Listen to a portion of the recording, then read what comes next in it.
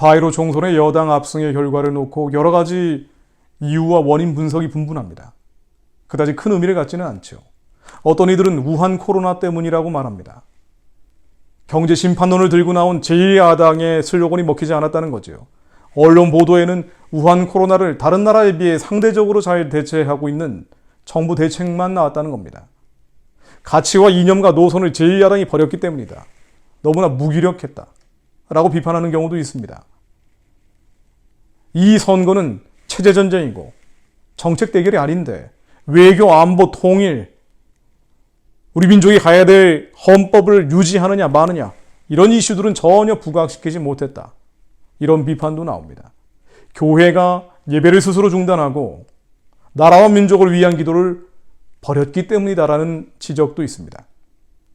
원인과 이유는 다양하게 분석될 수 있지만 앞으로 많은 변화를 만들어내겠죠. 새로운 헌법이 나오고 새로운 법률, 대표적으로 차별금지법 같은 게 제정될 수 있습니다. 가장 큰 변화는 한미동맹 부분일 겁니다. 한미동맹은 방위 분담금 문제를 둘러싸고 갈등 상황을 넘어 이완, 쇠퇴, 해체 국면으로 갈 수도 있습니다.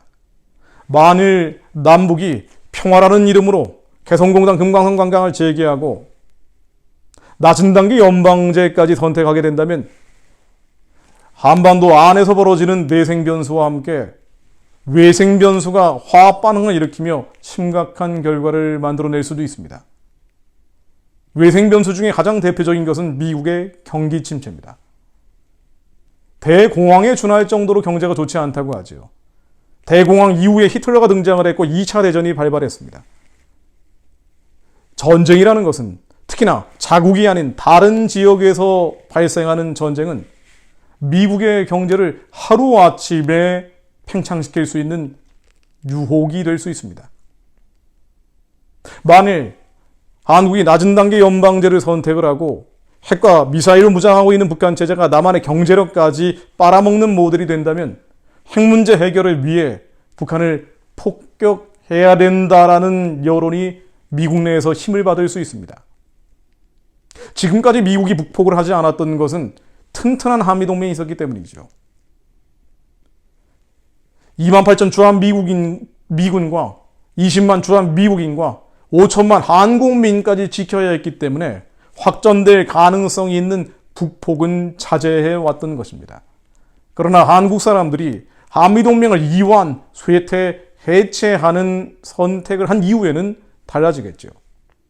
물론 대외적으로는 한미동맹은 튼튼하다고 말은 할 것입니다만은 북핵 문제가 지금처럼 해결되지 않고 지리하게 연장되며 심지어 남북이 연방제 국면까지 빨려 들어가게 된다면 그때는 상황이 달라질 겁니다. 우리는 이 현실 앞에서 어떻게 기도해야 할까요? 결론은 인간의 끝은 하나님의 시작이라는 것입니다. 우리는 더 주님께 돌아가는 수밖에 없습니다.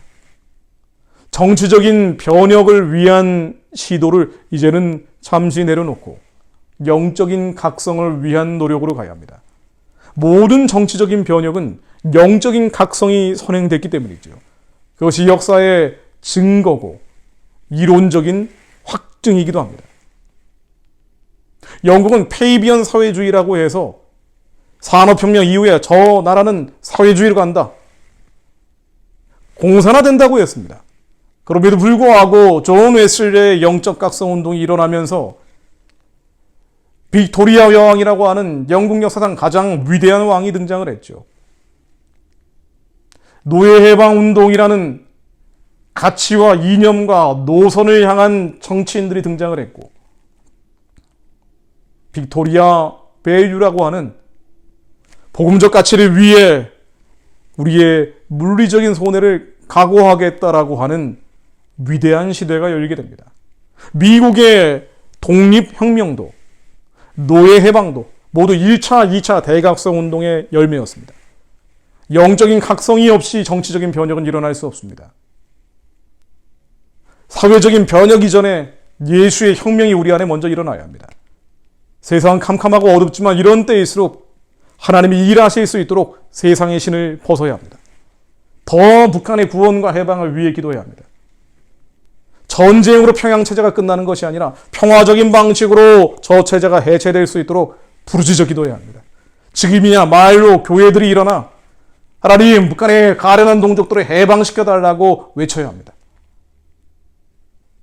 정치적인 변화는 선하고 의로운 일이죠. 그러나 하나님은 복음 통일은 오직 복음으로만 이루어진다라고 우리에게 감동을 주십니다. 인간의 방식이 아니라 인간의 때가 전혀 묻지 않은 세상의 신을 다 벗어버리라고 하십니다.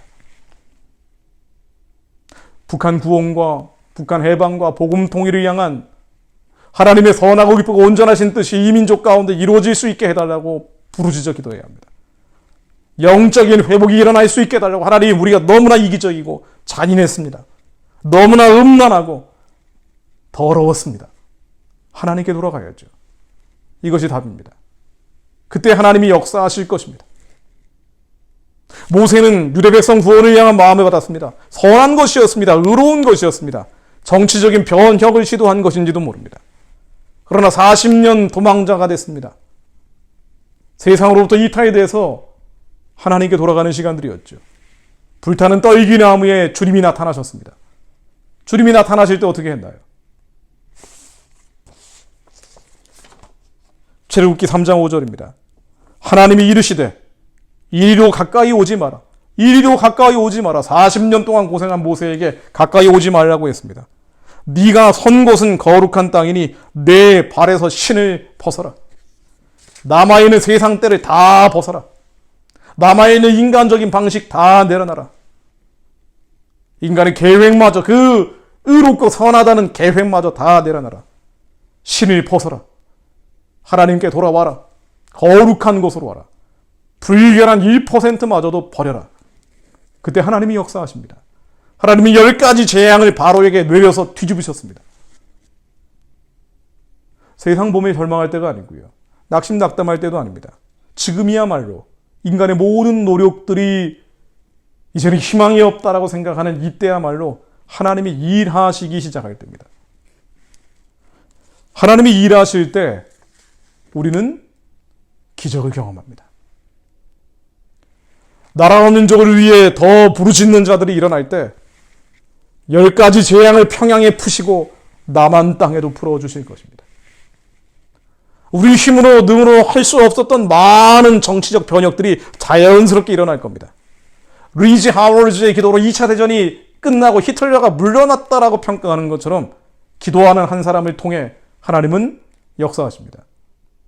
아무리 남한에서 미군이 철수하고 한미동맹이 해체되고 연방제로 끌려가는 것 같다 할지라도 바로 그 전날 기도하는 자들이 남아있는 한 하나님의 마음을 품고 더 회개하며 옷을 찢는 게 아니라 가슴을 찢으며 하나님께 통회하고 자복하며 주님의 뜻을 이뤄달라고 기도하는 자들이 있는 한 바로 그 전날 하나님이 김정은 정권을 무너뜨리실 것입니다. 가장 큰 방해 요소들은요, 우리 안에 절망입니다. 낙심, 낙담하는 세상을 바라보고 기대했던 생각들입니다. 이 세상의 신을 벗어야 합니다.